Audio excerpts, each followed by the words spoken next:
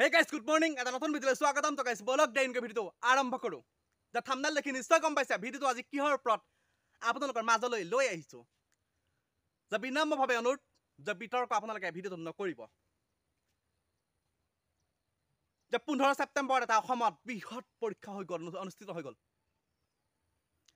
যেটো পৰীক্ষাৰ্থীৰ সংখ্যা যে 12 লাখৰ অধিক আৰু চাকৰিৰ সংখ্যা হৈছে 3127টা। ভাবক তেতিয়াহ'লে আৰু যেটো পৰীক্ষা অনুষ্ঠিত হৈ গ'ল 15 ছেপ্টেম্বৰত বা হয়তো আপুনিও সেই পৰীক্ষাত অৱতীৰ্ণ হৈছিল বা আপোনাৰ ল'ৰা ছোৱালীও এই পৰীক্ষাত অৱতীৰ্ণ হৈছিল। ADRE পৰীক্ষা বুলি কোৱা হয়। যে অসমীয়া তৃতীয় বৰ্গৰ পৰীক্ষা বুলি কোৱা হয়। যে পৰীক্ষাৰ্থী সৰ্বমুঠ সমগ্ৰ অসমখনত 12 লাখৰ অধিক আৰু চাকৰিৰ সংখ্যা হৈছে 3127টা। যে যেটো পৰীক্ষা অনুষ্ঠিত হৈ গ'ল যে স্বচ্ছ আৰু নিকা পদ্ধতিৰে আৰু কটকটীয়া নিৰাপত্তাৰ মাজত যেটো পৰীক্ষা অনুষ্ঠিত হৈছিল বুলি পাহাব বুলি অসমৰ মাননীয় মুখ্যমন্ত্ৰী হিমন্ত বিশ্ব শৰ্মা ডাঙৰীয়াই ঘোষণা কৰিছিল বা হিমন্ত বিশ্ব শৰ্মাৰ সংবাদমেল যোগে এই মন্তব্য আগবঢ়াইছিল। হয়, কিন্তু যে পৰীক্ষাৰ এদিনৰ আগত শৰীফুল নামৰ এজন ব্যক্তিয়ে যে হোৱাটছআপ গ্ৰুপত যে PDF যোগে যে পৰীক্ষাৰ পেপাৰ বিলাই দিছিল। তেতিয়াহ'লে সেইটো কেনেকৈ সম্ভৱ হ'ল? ইমান কটকটীয়া নিৰাপত্তাৰ মাজত বা ইণ্টাৰনেট কৰ্তনৰ মাজত পৰীক্ষা অনুষ্ঠিত হৈছিল। তেন্তে হ'লে আগতীয়াকৈ বা আগদিনাই কেনেকৈ যে ধেমাজি জিলাৰ চিমেণ্ট চাপৰি এটা পৰীক্ষা কেন্দ্ৰত এদিনৰ আগতীয়াকৈ কিয় যে পৰীক্ষাৰ পেপাৰ যে পৰীক্ষাৰ্থীক দিয়া হ'ল? যে কিহৰ বিনিময়ত? টকাৰ বিনিময়ত নেকি? সমগ্ৰ ৰাজ্যত এক তুলপাৰ লাগি আছে। ইমান স্বচ্ছ আৰু নিকা পদ্ধতিৰে চাকৰি দিম বুলি কোৱা শাসনাধিষ্ঠ বিজেপি চৰকাৰখনৰ অসমৰ মাননীয় মুখ্যমন্ত্ৰী হিমন্ত বিশ্ব শৰ্মা ডাঙৰীয়াই সংবাদমেল যোগে কৈছিল আৰু অসমৰ জনসাধাৰণেও এইটো কথা সম্ভৱ বুলি ভাবিছিল।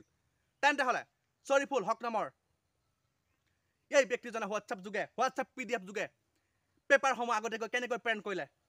যেতিয়াহ'লে পৰীক্ষা আকৌ পাতক।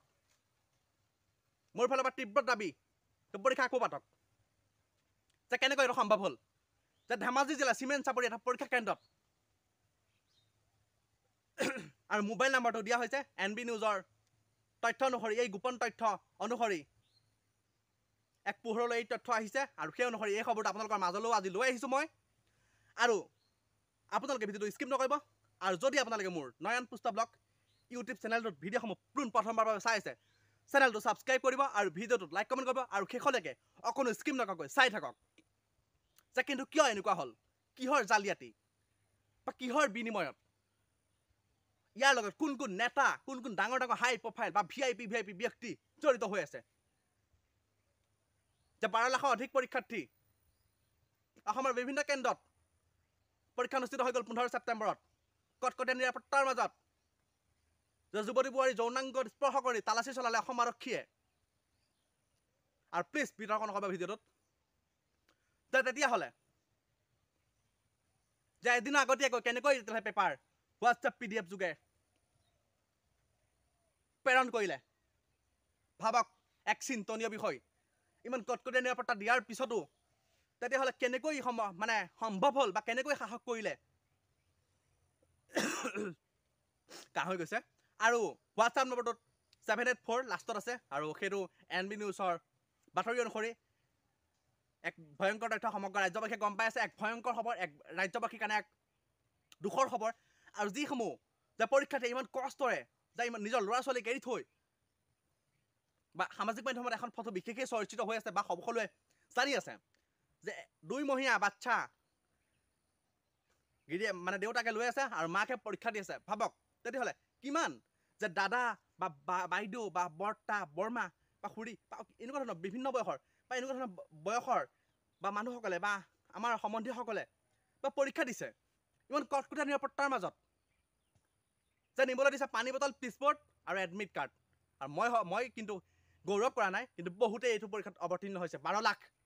আৰু তেতিয়াহ'লে যে আপুনি হয়তো অনুভৱ কৰক, যে আপুনি হয়তো চিন্তা কৰক যে আগন্তুক দিনলৈ চাকৰি পাবলৈ অসমখনত বা ভাৰতবৰ্ষত সক্ষম হ'বনে?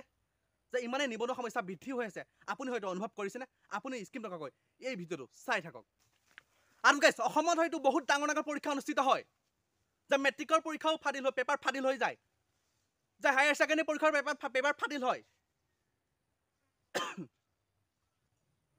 যে তৃতীয় চতুৰ্থ বৰ্গৰ পৰীক্ষাৰ পেপাৰ ফাদিল হয় কেনেকৈ যে কিহৰ কাৰণে এইটো কথা সম্ভৱ হয় কিহৰ কাৰণে এই ধৰণৰ ঘটনাবোৰ আমাৰ সমগ্ৰ ৰাজ্যখনত সংঘটিত হৈ থাকে যে স্বচ্ছ আৰু নিকা পদ্ধতিৰে যে অসমৰ মাননীয় মুখ্যমন্ত্ৰী হিমন্ত বিশ্ব শৰ্মা ডাঙৰীয়াই চাকৰি দিম বুলি সক্ষম হৈছে বা সংবাদমেল যোগে বা বিভিন্ন মেল মিটিঙত এই মন্তব্য প্ৰদান কৰিছে কিন্তু কেনেকৈ এই ঘটনা সম্ভৱ হ'ল ধেমাজি জিলাৰ চিমেণ্ট চাপৰিৰ এটা পৰীক্ষা কেন্দ্ৰত আপুনি আপোনাৰ মন্তব্য কমেণ্টৰ যোগেদি আগবঢ়াওক আৰু ভিডিঅ'টো যিমান পাৰে শ্বেয়াৰ কৰক মোৰ ফালৰ পৰা অনুৰোধ থাকিলে নিৰাপত্তাৰ মাজত যেতিয়া পৰীক্ষা অনুষ্ঠিত হৈছিল বা ইমান তালাচী অভিযান চলাইছিল অসম আৰক্ষীয়ে জলখিবা ষ্টেণ্ডাল হেৰি কৰি লৈছোঁ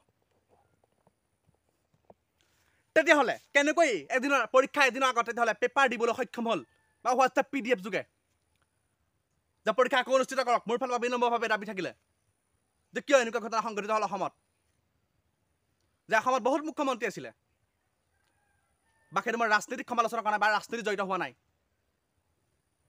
যে কিমান দুখ কষ্টৰে যে ল'ৰা ছোৱালীক স্কুললৈ পঠিয়াইও এটা চাকৰি দেখাত কিমান কষ্টৰে পঢ়িছিল যে লাখ লাখ মহিলাই লাখ লাখ যুৱকে লাখ লাখ বিয়া কৰা মানুহে যে পৰীক্ষা কটকটীয়াকৈ অনুষ্ঠিত হৈছিল বুলি বা হ'ব বুলি যে সংবাদমেল যোগে বিভিন্ন সামাজিক মানুহৰ বাতৰি অনুসৰি আপুনি দেখিবলৈ পোৱা গৈছিল যে আপুনি দেখিবলৈ পাইছিল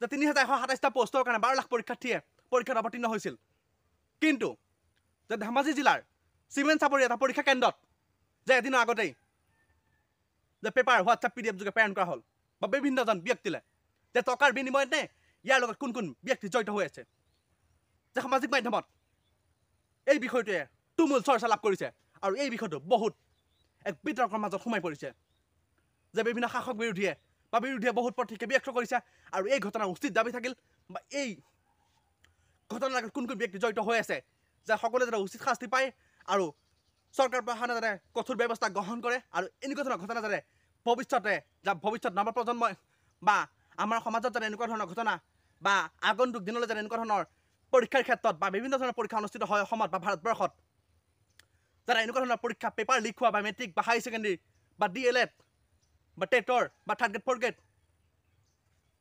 APSC UPSC এনেকুৱা ধৰণৰ বিভিন্ন বা অসম আৰক্ষী বা ভাৰতীয় সেনা পৰীক্ষা অনুষ্ঠিত হয় যাতে পেপাৰ যাতে লিক নহয় বা এনেকুৱা